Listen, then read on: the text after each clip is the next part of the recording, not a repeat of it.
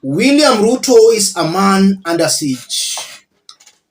And I know wherever he is, whether at State House or wherever, he is in a state of serious panic.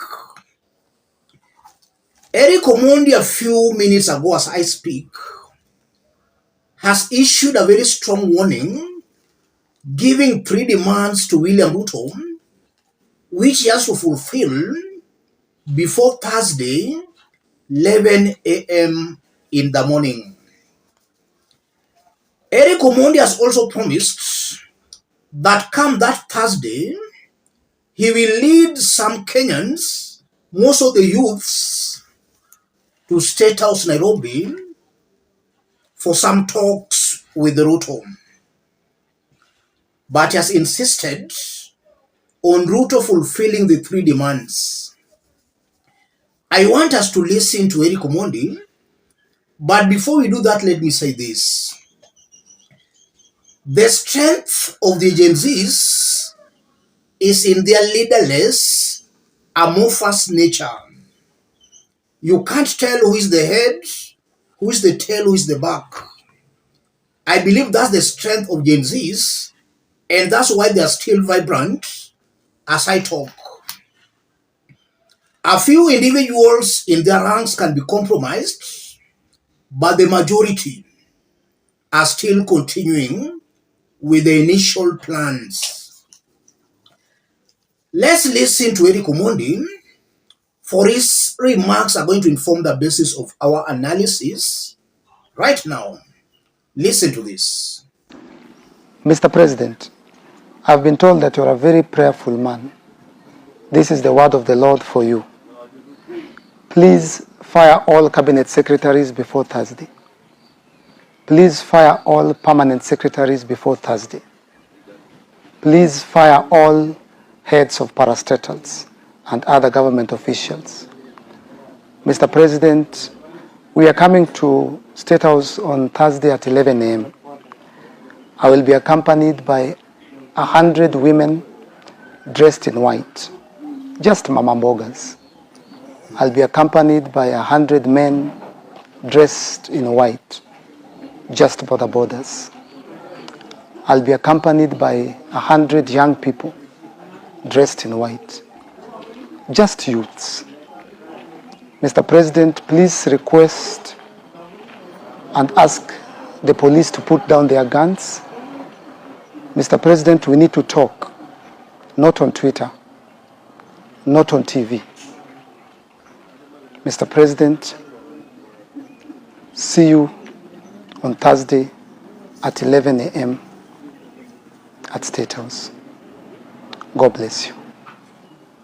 Yes, that's the strength of Gen Zs. You can't tell who is their leader. You compromise some here, some are emerging from other corners. So this is a movement that will be very hard for this government to stop. It's an idea whose time has come, and even the strongest of armies cannot stop this idea whose time is ripe. Erick Omondi is promising that on Thursday, 11 a.m., he'll be leading some people to State House, and is giving out these 3 demands. The first demand: fire all CSS before Thursday.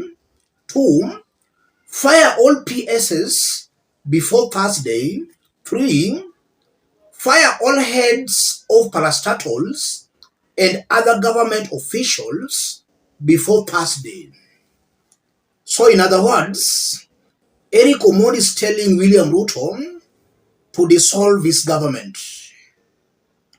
And for those who know or understands the 14 demands Gen Zs gave to Ruto, Gen Zs told Ruto to dissolve his cabinet. The demands by Erick Omondi are going in tandem with the demands by Gen Zs. Ruto should dissolve his cabinet. No to reshuffling. And this is coming at a time I know William Ruto might be thinking of reshuffling his cabinet.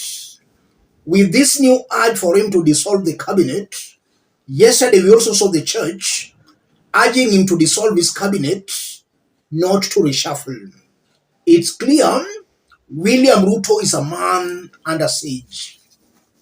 Erick Omondi is also saying he'll lead 100 women, Mama Mboga dressed in white, 100 men, Boda Boda dressed in white, 100 young people, just youths, and they'll visit Ruto at State House, Nairobi.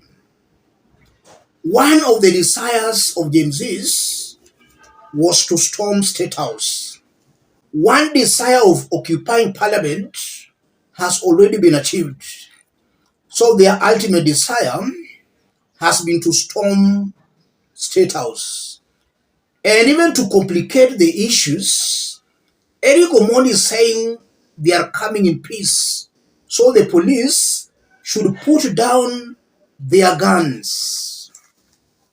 Yes, we are just coming in peace as Kenyans. I want us to dig deep into this for Kenyans to understand what this means now that Gen Zs are also issuing some threats and some demands on Ruto. And we saw some yesterday promising that tomorrow they might also be on the streets again demanding for William Ruto to go. What does all this mean, ladies and gentlemen? Let me start by saying this. This is just a continuation of the pressure by the Gen Zs on William Ruto to quit. Erick Omondi is just an extension of the Gen Zs. And what Erick Omondi is speaking, he's actually speaking the language being spoken by the Gen Zs. And for those keenly following Erick Omondi, I see Erick Omondi as a person who has really contributed to this struggle. Even before Gen Zs took to the streets, Erick Omondi was already on the streets, being arrested anytime he went to the streets. So Erick Omondi is a very instrumental voice in this struggle. And now that he has promised that come Thursday, he will be at State House, that can also give hope and encouragement to other Gen Zs to continue with the struggle. So Erick Omondi is a very instrumental voice in this struggle. He's doing more than even what some other individuals are doing somewhere pertaining to this struggle. Secondly, if you look at Erick Omondi, as these protests continue, Erick Omondi will be a very influential voice in this struggle. Already he is a voice, but if he continues on that trajectory, then he'll be a very respected voice in this struggle. And at one point or the other, he might be listened to by the Gen Zs. That's something also coming out very, very clearly. As much as they're leaderless, voices such as Erick Omondi's will influence their actions, probably going forward. Finally, William Ruto has no option but to resign because it's very clear Kenyans have already lost that confidence in him. Nothing William Ruto will do that will calm the situation in the country. The only thing that will calm the situation in the country is for William Ruto to resign. If he feels he can't resign, then he must dissolve his cabinet, his entire government. Let him start afresh. Maybe that one can tone the Gen Zs down a bit if William Ruto can prove to them that he's taking them seriously by dissolving his cabinet, dissolving all these appointments in his government. Because one main problem again in Ruto's government, he went for people who are not up to the task. He went for people who don't inspire any hope at all among Kenyans. So he has to let them go. Let him start afresh and let him promise Kenyans that he has learned his lessons and is ready to make amends.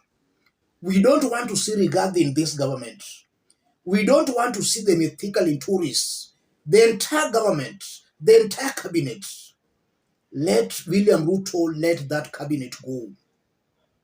Let him start afresh. Let us see the face of Kenya. Maybe if he does that, then he can be given some chance. Failure to that, his only option is to go. But having said that, the wishes of a majority of Kenyans is not for William Ruto to stay. They want him out of the government. They have already lost faith, confidence, and trust in him. Kenyans want to see him out. The changes he might make might just a bit calm down the situation just a bit. But the ultimate desire is for him to go. Let me stop it there, ladies and gentlemen. If you are watching us but you have not yet subscribed, subscribe, give the video a like. If you are watching us outside Kenya, drop a comment. Let us know from which part of the globe you are watching us from. If possible, subscribe, give the video a like. Thank you. God bless you. God bless Kenya.